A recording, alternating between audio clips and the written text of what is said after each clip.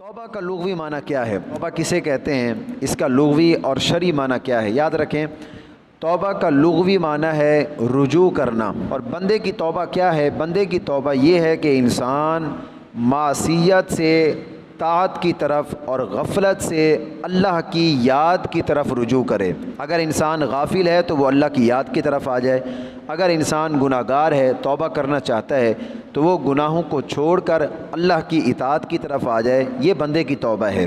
اللہ کے توبہ قبول کرنے کا معنی یہ ہے کہ اللہ رب العزت دنیا میں بندے کے گناہوں پر پردہ ڈال دیتا ہے، بعین طور کہ کوئی شخص جو ہے اس انسان کے گناہ پر مطلع نہیں ہو سکتا۔ آخرت میں پھر اللہ رب العزت اس انسان کو سزا نہیں دیتا۔ خلاصہ یہ ہے کہ وہ عذاب دینے سے مغفرت کی طرف رجوع فرمائے۔ توبہ کا شرعی معنی یہ ہے گناہ کو برا جان کر فی الفور اس گناہ کر دینا، چھوڑ دینا، اس سے جو تقصیر ہوئی ہے اس پر نادم ہو جانا، اور آئندہ اس گناہ کو نہ کرنے کا عزم مصمم پکا ارادہ کرے، اور جو گناہ اس سے ہو گیا ہے اس کا تدارک اور تلافی کرے۔ یہ توبہ کا شرعی معنی ہے۔ تدارک اور تلافی کس طرح؟ مثلا کسی شخص سے بہت ساری نمازیں فوت ہو چکی ہیں، ان فوت شدہ نمازوں کی قضا کرے۔ اگر روزے قضا ہو گئے ہیں، روزے چھوٹ گئے ہیں، تو بندہ معافی بھی مانگے، اللہ سے توبہ استغفار بھی کرے، جو روزے چھوٹ چکے ہیں ان کی قضا بھی کرے، تدارک اور تلافی بھی کرے۔ اور اگر اس گناہ کا تعلق حقوق العباد سے ہے تو پھر توبہ کے قبول ہونے کی ایک شرط جو ہے وہ زیادہ ہو جاتی ہے۔ اگر اس گناہ کا تعلق حقوق العباد سے ہے، بندوں کے حقوق سے ہے، تو انسان کی توبہ قبول ہونے کی جو شرائط ہیں ان شرائط میں ایک شرط بڑھ جاتی ہے۔ وہ شرط یہ ہے کہ جس کا اس نے حق مارا ہے وہ صاحب حق کو اس کا حق واپس کرے، جس کو اس نے تکلیف پہنچائی ہے اس بندے سے اللہ سے بھی معافی مانگے، اور اس بندے سے بھی جا کر معافی مانگے۔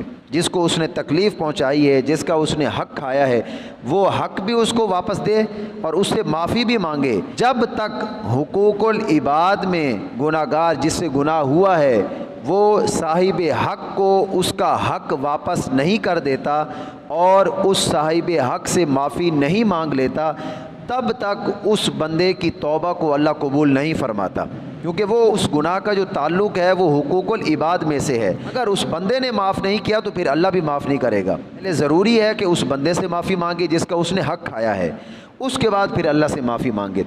قرآن مجید اور سنت میں توبہ کے متعلق فرمایا گیا، اللہ فرماتا ہے یا ایھا الذین آمنوا توبوا الی اللہ توبۃ نصوحا، اے ایمان والو اللہ کی طرف خالص توبہ کرو۔ خالص توبہ کرنی ہے، آئندہ گناہ نہ کرنے کا عزم مصمم کرنا ہے۔ اللہ فرماتا ہے انما التوبۃ علی اللہ للذین یعملون السوء بجہالۃ الی آخر آیہ۔ اللہ فرماتا ہے اللہ پر توبہ کا قبول کرنا صرف ان لوگوں کے لیے ہے جو عذاب الہی سے جہالت کی بنا پر گناہ کر بیٹھیں، پھر جلدی جلدی اللہ سے توبہ کریں، بخشش مانگیں، اپنے گناہوں کو بخشوائیں، تو یہ وہ لوگ ہیں جن کی توبہ اللہ قبول فرماتا ہے۔ اور اللہ بہت جاننے والا ہے، بہت حکمت والا ہے، اللہ کو ہر چیز کا علم ہے۔ اور توبہ کا قبول ہونا ان لوگوں کے لیے نہیں ہے جو مسلسل گناہ کرتے رہتے ہیں۔ توبہ کس کی قبول ہوتی ہے؟ اللہ نے ہمیں اس آیت میں یہ فرمایا، یہاں تک کہ جب ان میں سے کسی کو موت آتی ہے تو پھر کہتے ہیں میں نے اب توبہ کر لی ہے۔ اب جب موت کو انسان سامنے دیکھے اس وقت کہے کہ میں نے اللہ سے توبہ کر لی، میں نے معافی مانگ لی، تو اس وقت توبہ کا دروازہ بند ہو جاتا ہے۔ اب بندے کی توبہ قبول نہیں ہے۔ توبہ اسی وقت قبول ہوتی ہے جب انسان اپنے گناہوں پر نادم ہو کر، شرمندہ ہو کر اللہ سے معافی مانگتا ہے، اللہ کے عذاب کے خوف کی وجہ سے اللہ سے معافی مانگے اور آئندہ بھی گناہ نہ کرنے کا عزم مصمم کرے۔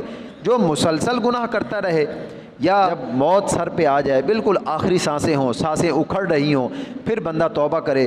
اور جو لوگ کفر کی حالت میں مر جاتے ہیں اللہ فرماتے ہیں اللہ ان کی توبہ کو بھی قبول نہیں فرماتا۔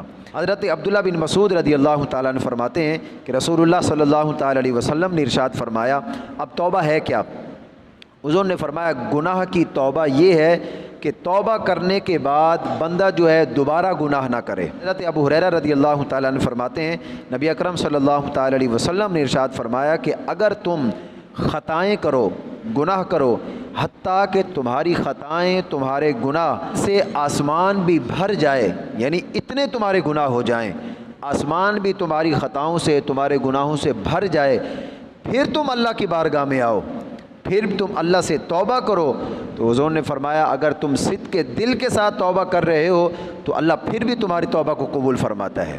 مانگو صحیح اس رب سے، وہ رب تمہارے گناہوں کو ضرور معاف فرمائے گا۔ ہمیں چاہیے، اللہ نے ہمیں یہ موقع دیا ہے، زندگی موت کا کوئی پتہ نہیں ہے، ایک لمحے کا بھی بھروسہ نہیں ہے، ہمیں اللہ نے یہ موقع دیا ہے کہ ہم اللہ سے اپنے گناہوں کی بخشش مانگیں اور آئندہ کوئی بھی گناہ جو ہے وہ نہ کرنے کا عزم مصمم کریں۔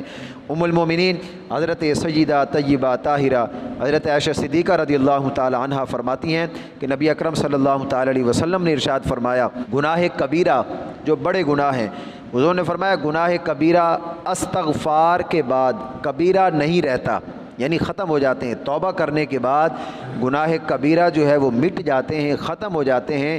اور حضور نے فرمایا گناہ صغیرہ پر اصرار کرتے رہنا، بار بار صغیرہ گناہ کرنا، وہ صغیرہ نہیں رہتے، حضور نے فرمایا وہ کبیرہ بن جاتے ہیں۔ تو اس لیے ہمیں چاہیے کہ ہم کسی بھی گناہ کو معمولی نہ سمجھیں۔ توبہ کرنے کی فضیلت اب کیا ہے؟ حضرت عبداللہ بن عباس رضی اللہ تعالیٰ عنہما فرماتے ہیں آپ علیہ الصلوۃ والسلام نے ارشاد فرمایا جس شخص نے توبہ کرنے کو لازم کر لیا اللہ اس کی ہر پریشانی کو حل فرماتا ہے، ہر تنگی سے اللہ اس کو محفوظ فرماتا ہے، اور اللہ اس کو وہاں سے رزق دیتا ہے جہاں سے انسان کا وہم و گمان بھی نہیں جاتا، جس طرف اللہ اس کے لیے آسانیاں پیدا فرماتا ہے۔ اس لیے مسلمان کو چاہیے ہر وقت اللہ سے توبہ اور استغفار